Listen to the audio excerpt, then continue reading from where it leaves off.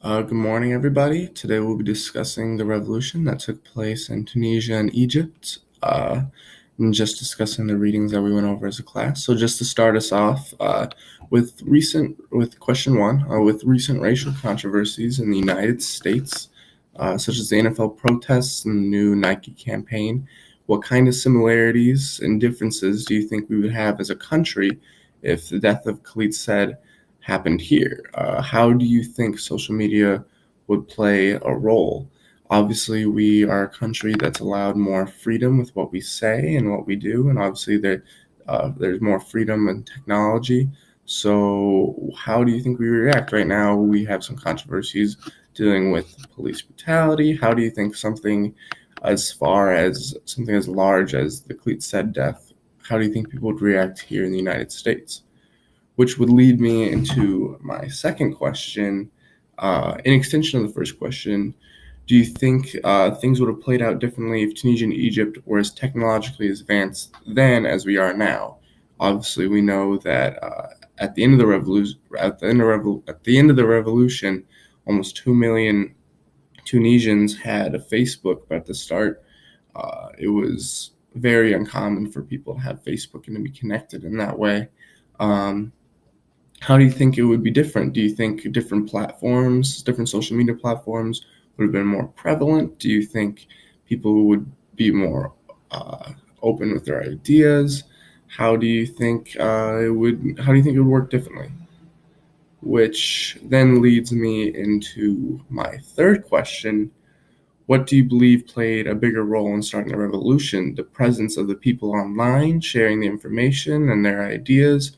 Or do you think the demonstrations and the protests in the streets, such as the death of Bouzazi, helped more?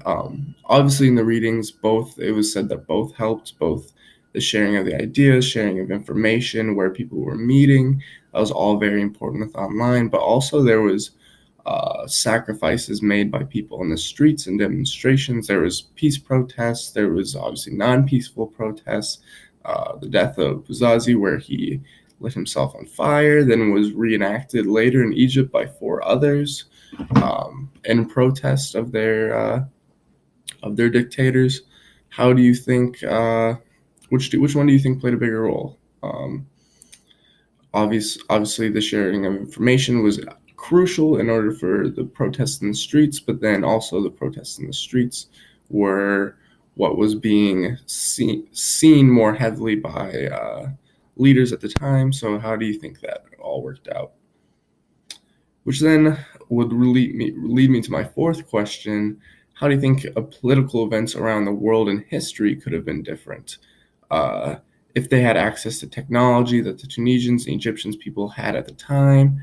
My specific example would be the coup d'etat that took place in Chile in the 1970s that was backed by the CIA that put Pinochet in power. How do you think at the end of his regime, over 3,000 people were misplaced, went missing, or were killed? How and 3,000 is a rough estimate. It's considered to have be much greater than what we know. How do you think that would have played differently? Do you think he would have taken the same steps that the dictators in Tunisia and Egypt took in making technology harder to access for the people? Do you think the people would have reacted differently at the time? It was a dictatorship, rolled in secrecy. How do you think the presence of technology would have affected it differently? And so, yeah, those are just my fourth questions. So, yeah, if you guys want to respond to those.